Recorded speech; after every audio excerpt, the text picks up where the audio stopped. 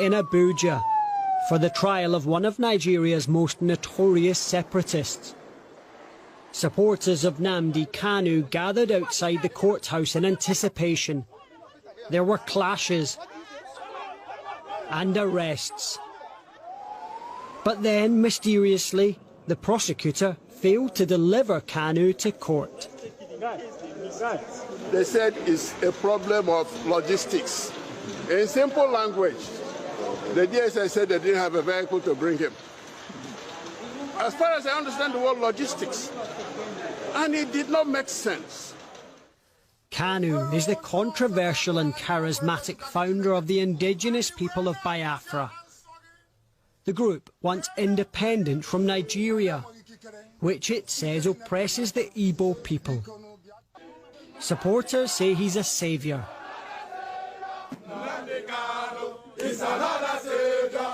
Our mission is a very simple one: to restore Biafra, or we die restoring Biafra. That is why the zoo must fall. Zoo is what Kanu calls Nigeria. His critics say he's a dangerous nationalist. In 2017, DW News sat down with him. Nigeria is not a civilized country. People behave like animals. They're not reasonable enough. They're not disciplined enough. They are not mentally developed enough to run a transparent civil society.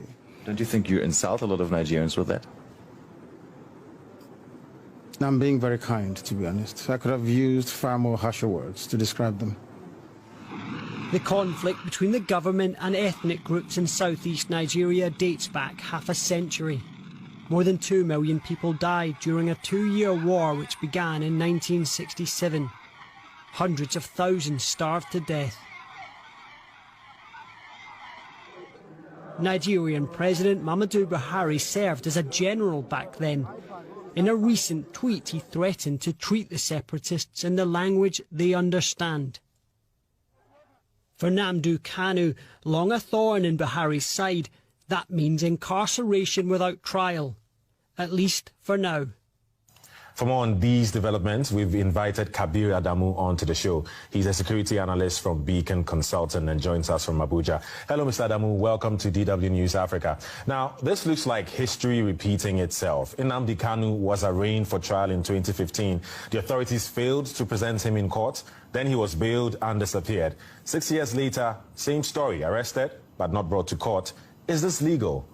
There was an expectation, and it was stated by the government that they will be presenting Nnamdi Kanu in court. The reason they cited for not presenting him is logistical, and that reason has been sort of dispelled by both sides, to the extent that the court where the sitting held and the location where it's being held, or at least the headquarters of the local security department, which is the SSS, it's just a few kilometers, less than 10 kilometers actually from each other. So one really wondered what logistical challenges meant when they said that was the reason why they couldn't present it. So in summary, it's not legal in the sense that there was no determination by either side that this case would be one where the trial would be in absentia. Kanu heads the indigenous people of Biafra, or IPOB. How much support does the movement have?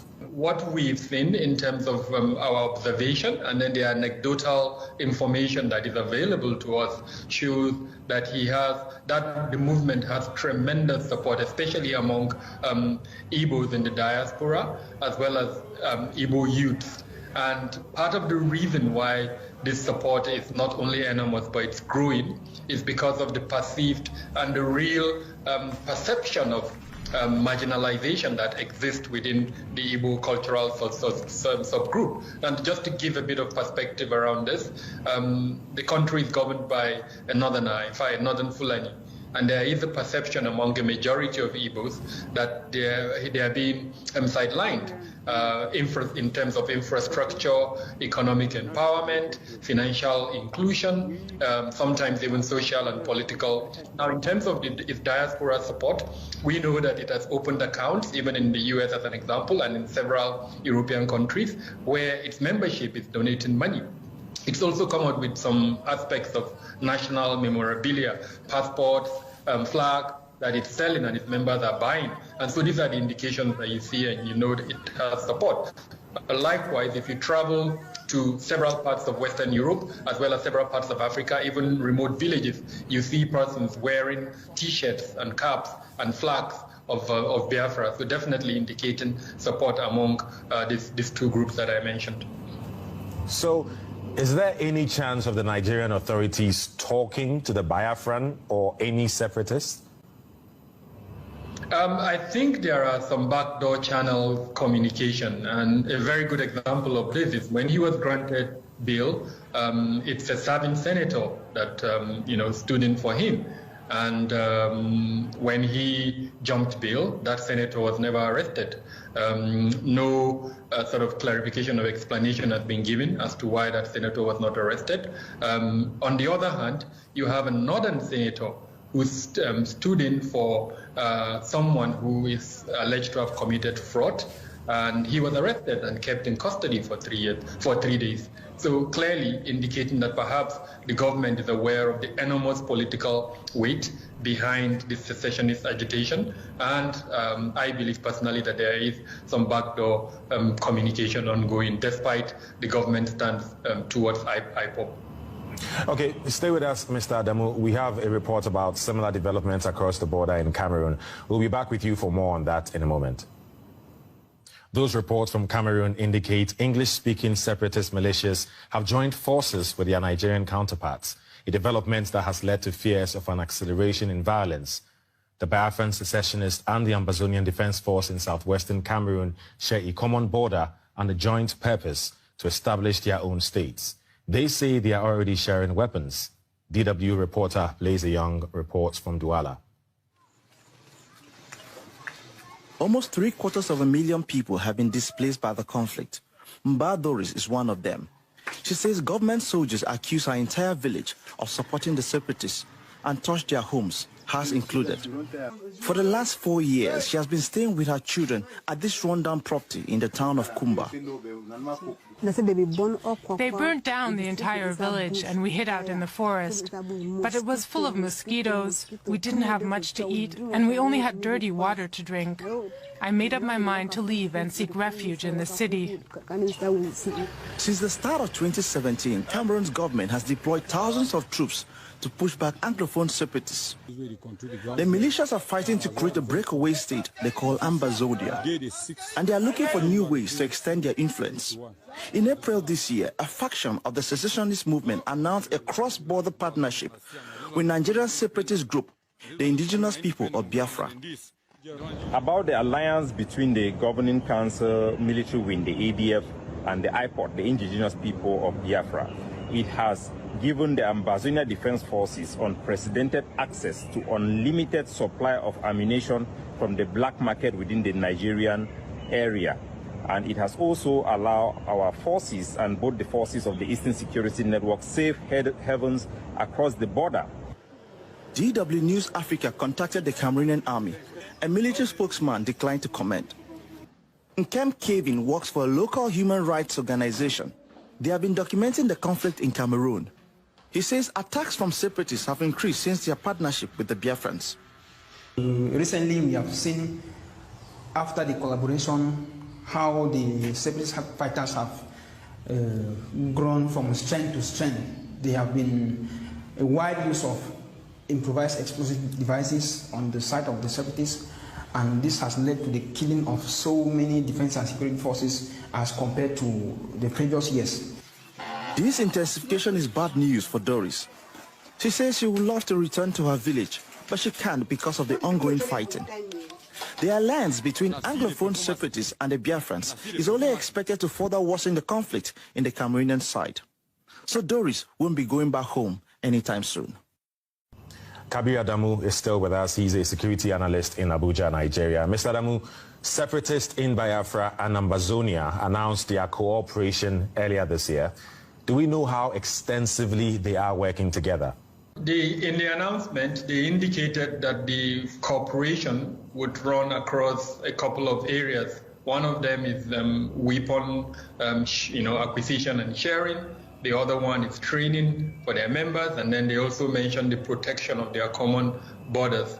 Now we know that the gun running channels in Nigeria are quite extensive, and given Nigeria's sort of proximity, especially in this instance, access to weapons that have sort of fed the militants in the Niger Delta, as well as the outcome of the collapse of Gaddafi in Libya, and the weapons that have flown into the Sahel that are finding their way into the Niger Delta area, and of course into eastern Nigeria. So it's likely that in terms of weapon exchange, both groups would be sort of a strategic sort of partnership that would benefit both groups. We also know, for instance, that in terms of their mobilization, the negative sort of narrative they put out there against the central governments of either country, and they use the mobilization, the strategic partnership built around this negative, cry of marginalization would help both sides. An alliance sounds definitely like a big deal. What impact could this alliance have on regional stability, for instance? A lot. If we see Nigeria as the regional superpower, and the fact that it already has a huge task addressing the insurgency that is raging in the Lake Chad Basin area, now with another front opening in the southeast. Let's remember that from the beginning of this year, IPOP or its affiliates have been attacking security forces formations with a ferocity that is indicative of an upcoming insurgency. And now, if that partnership or alliance grows, and we now see a new front in terms of an insurgency in both the southeast of Nigeria and in southern Cameroon, then the capacity of Nigeria to remain as a regional superpower and assist in containing some of the challenges within the sub-region would be reduced tremendously, because it will be dealing with its own internal problems, which unfortunately do exist at the moment, and they are growing at a very worrisome state. Trying to wrap it up, I wish we had more time, but the use of brutal force against the separatists and occasional rare dialogues haven't stopped the calls for more autonomy. So what is the best way to tackle this situation? I could tell you two words and then say thank you and leave, and that's good governance. If there will be an improvement in governance to address the root causes of this growing calls for secession, then hopefully this would reduce. In the Nigerian case, and in fact even in the Cameroonian case, a recognition by the central government of some of the grievances. A good example is a recognition that this number of people died during the Biafran War in 1967 to 1970, as well as in the case of Cameroon, and perhaps the declaration of a national holiday around that period, and some form of political action to show recognition, engagement, as well as to address the concerns around inclusion, diversity, as well as the feeling of marginalization, I think would go a long way towards reducing the agitations as against the use of brutal force. Kabir Adamu, security analyst in Abuja, thanks for your insights. Thank you for having me. As we just heard, one way to defuse the crisis in Nigeria would be good governance. Yet for some in the region, it was actually the election of President Muhammadu Buhari, himself a veteran of the Biafran War, that reawakened calls for independence. Now the arrest of Nnamdi Kanu has only heightened tensions. We sent West Africa correspondent Fred Muvunyu to Biafra to meet a veteran of the war who wants to avoid a return to conflict. Ghosts of war are easily found in Biafra. Sasakaru's rebel unit captured and used an armored car like this during the war. He is still haunted. Wickedness. Black man against black man. Hatred. Before you kill somebody, you must hate the person passionately. I mean, they slaughter these people. The weapons which crushed the independence movement, killing millions of people, are now in this museum. This museum behind me keeps the memory of what the people of Biafra went through so many years ago. It's been 5 decades now, and the desire of having an independent state of Biafra is still fresh. war veteran Sasa, says more than 50 years after the war, the region is worse off than before. You can smell poverty, baby. And I don't know about Lagos, I don't know about Abuja, I'm talking about where I live. It's poverty. It's not just poverty, abject poverty. People here are accompanied by the ghosts of war. It's difficult to know how many people want independence. A government crackdown makes talking about it a frightening prospect. This man leads a coalition of youth leaders in the region. He says the way to silence calls for Biafran independence is for Nigeria to elect an Igbo president. We have people who, if given the opportunity, they will turn the economy of the entire country to be a super and developed economy.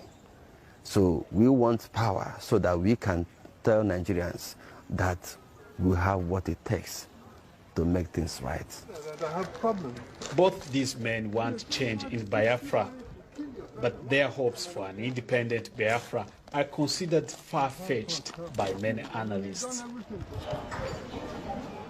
It's this generation who will make the next crucial moves. The war stopped then and didn't continue. We thank God for that. But now there are instabilities. We hope for stabilities. I think people should tolerate each other. They should be tolerant, like tolerate other people's individual differences so that war does not spring up. During that time, starvation was at its peak. Many Nigerians, many Biafrans died at that time. So, in spite of the instability, war is never an option. The veteran gives a voice to the ghosts and he talks to the young. Their understanding of what happened before will affect how they shape the future.